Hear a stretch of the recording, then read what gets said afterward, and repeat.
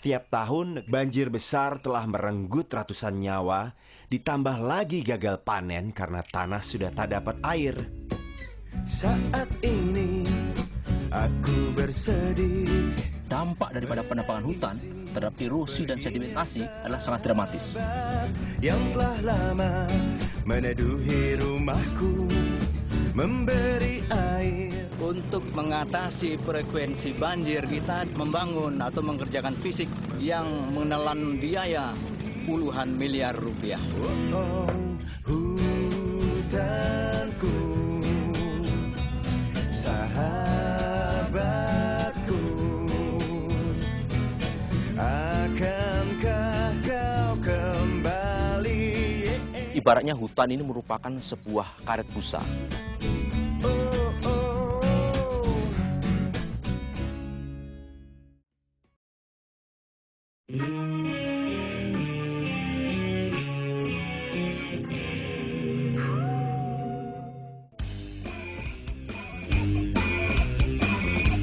Indonesia memiliki berbagai keindahan alam yang paling indah di dunia dan juga menyimpan kekayaan alam yang sangat bernilai. Negara kita memiliki luas hutan hujan terluas ketiga di dunia setelah Brazil dan Kongo. Hutan-hutan ini adalah rumah bagi jenis-jenis satwa liar yang jadi misteri di dunia namun sedang terancam kehidupannya.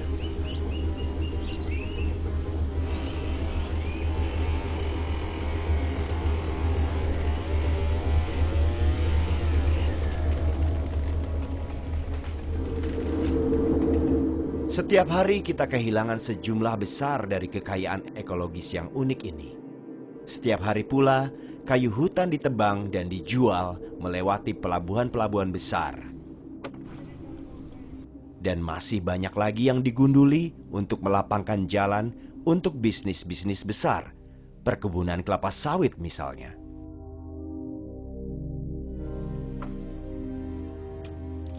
Tetapi berapa harga yang dibayar oleh masyarakat Indonesia?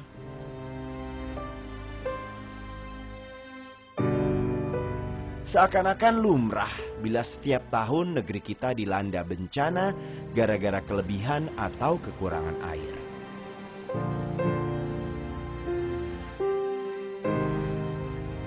Banjir besar telah merenggut ratusan nyawa, ditambah lagi gagal panen karena tanah sudah tak dapat air.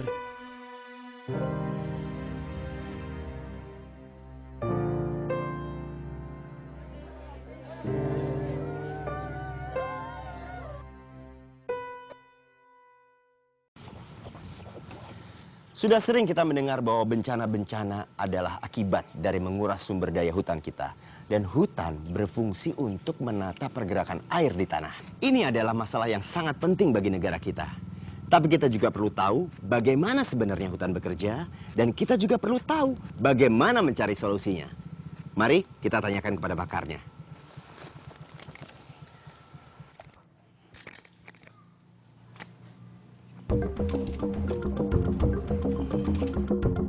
Jawabnya tidak sederhana, karena selain masalah ini agak kompleks, juga pada kasus-kasus tertentu belum banyak informasi tentang hal ini. Namun saya mencoba untuk menjelaskan hal ini sebaik mungkin.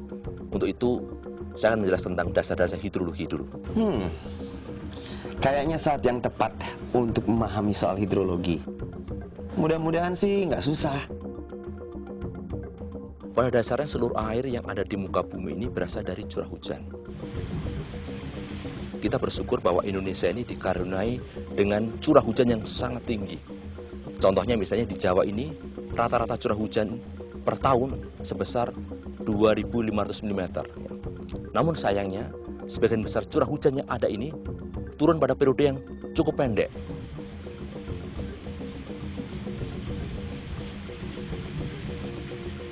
Curah hujan yang jatuh di muka bumi ini mengalir menuju laut, mengikuti cekungan-cekungan yang ada di muka bumi yang dibatasi oleh punggung-punggung bukit. Aliran sungai yang menuju ke laut yang diatur oleh kondisi cekungan-cekungan itulah yang disebut dengan daerah aliran sungai atau das.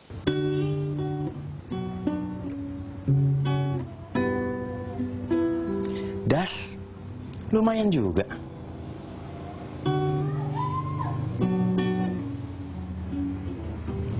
salah satu pengaruh hutan yang sangat penting adalah pengaruhnya di dalam pengaturan tata air.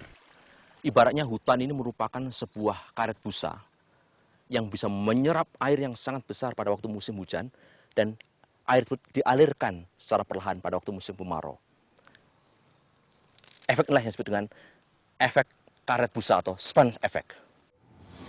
Wah, jadi kalau selama ini hutan kita kenal sebagai paru-paru dunia, mungkin sekarang untuk Indonesia lebih baik kalau disebut sebagai karet busanya Indonesia.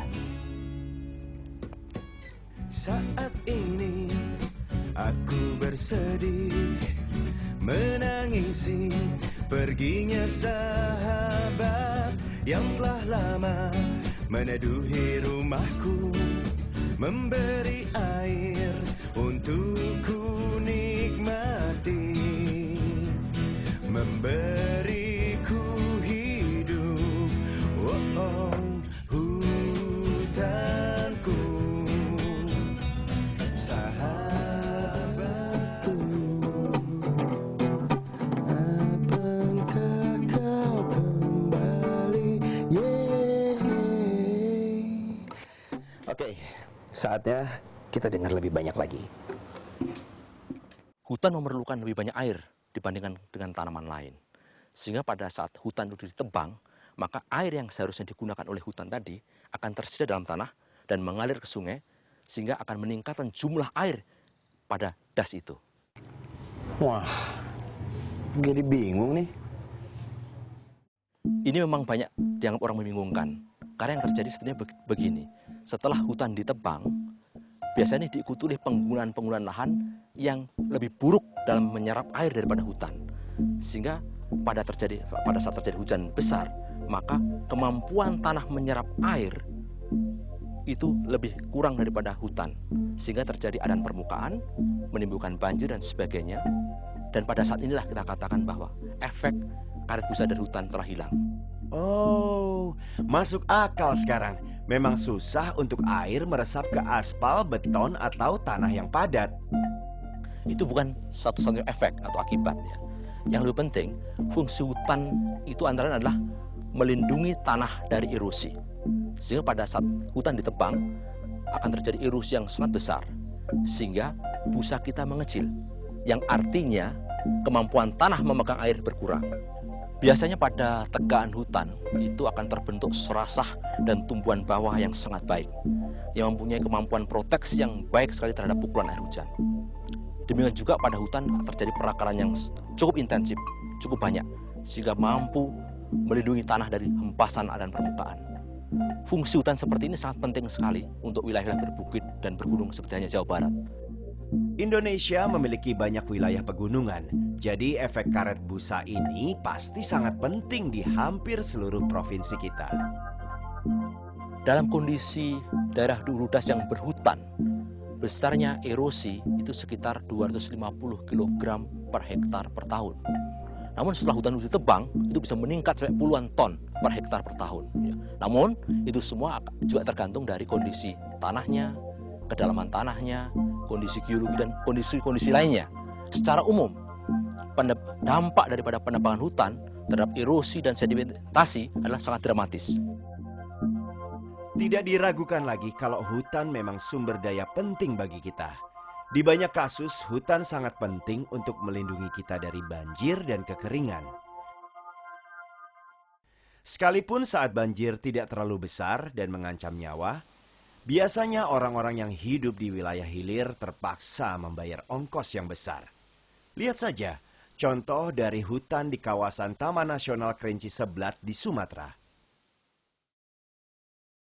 Taman Nasional itu merupakan wilayah, ya kan, dataran tinggi, ya, pegunungan, yang mana fungsinya ya sangat besar sekali untuk manajemen das dan suplai tata air yang ada di daerah bawahnya.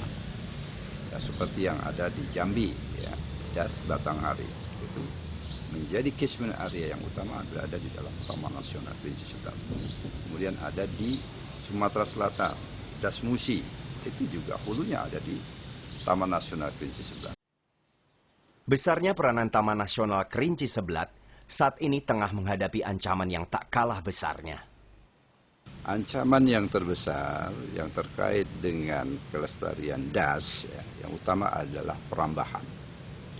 Kemudian juga illegal logging, perambahan illegal logging yang terjadi di daerah-daerah perbukitan atau di daerah-daerah hulu yang merupakan suatu catchment area.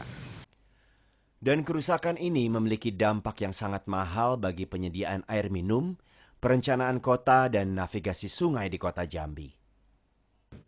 Untuk mengatasi frekuensi banjir di Provinsi Jambi, kita dari proyek pengendalian banjir Jambi telah membangun atau mengerjakan fisik antara lain normalisasi sungai, perkuatan tebing, pembuatan cek dam pengendali sedimen yang menelan biaya puluhan miliar rupiah. Sungai Batanghari itu memang seharusnya sudah dikeruk. Kalau tidak dikeruk paling yang maksimum kapal masuk dengan drap 3,5 meter. Pengerukan itu memerlukan biaya yang tidak sedikit, itu miliaran.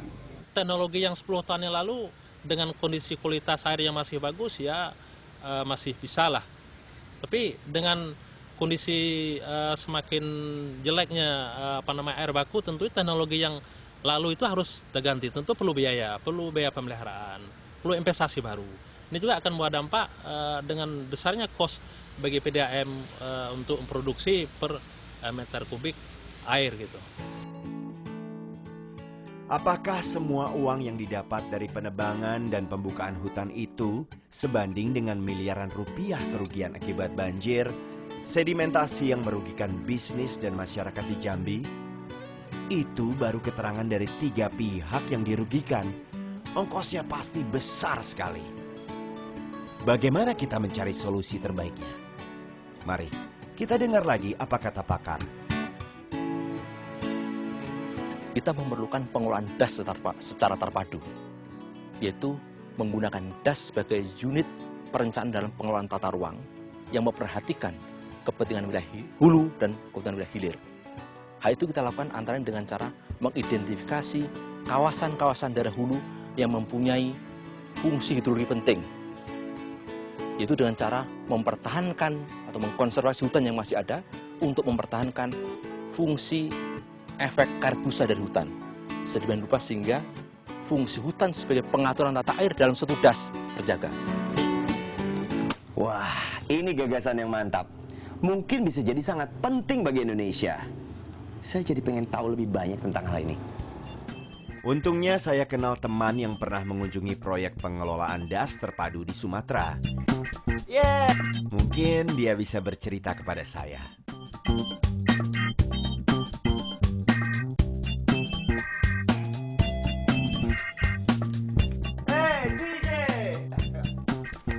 DJ is my friend. Apaan nih baju lo? Is a fine 69 stuff. Main-main tau hilang-hilang. Ini apa nih? Ini film yang kemarin. Interstellar.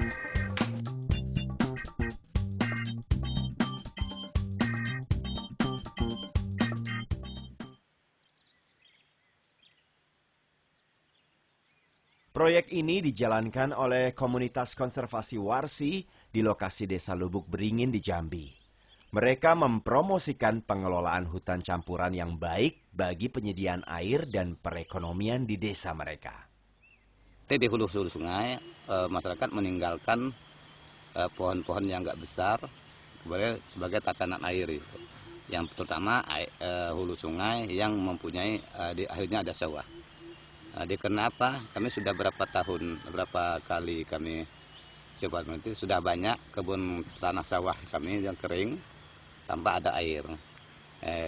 Karena pembukaan lahan kemarin terlalu ambisinya masyarakat untuk membukanya, maka ini kami coba mengalihkan kepada kebun campur. Yang dikatakan kebun campur oleh masyarakat Desa Lubuk Beringin ini, itulah kebun yang tidak ditanami sana satu macam tanaman saja. Seperti kebun karet, itu kami punya kebun karet yang bekal dari nenek moyang kita dahulu, itu ditinggalkan semua pohon-pohon yang bermanfaat untuk anak cucu dia, ditinggalkan semua. Terus juga pohon daripada istilahnya itu dari bahan-bahan bangunan seperti pohon meranti, mural, malam, dan ditinggalkan untuk bangunan nanti. Kalau keuntungan kebun campur itu 1/4-nya apabila satu saat harga karet itu anjlok rendah atau sampai tidak laku, kami bisa menukar dengan komoditi yang lain seperti pohon-pohon buah tadi bisa dijualkan.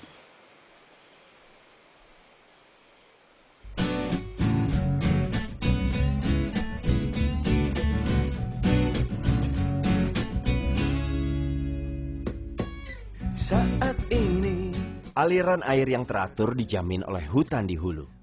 Bukan hanya jaminan air untuk persawahan di musim kemarau, tetapi juga persediaan listrik sepanjang tahun dari kincir air ini. Memberi air untuk ku nikmati. Hutan telah menyediakan air serta daya listrik untuk desa ini.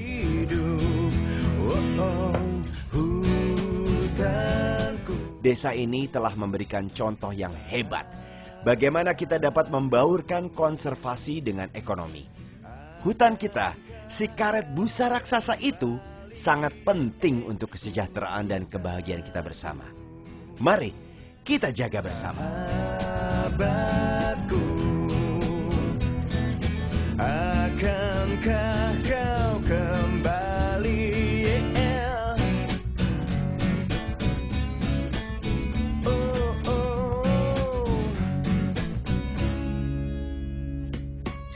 Sahabat yang memberi ruang untuk burung, burung pun bersarang, juga rusa dan sekawanan hewan yang merumput menikmati hidup yang tak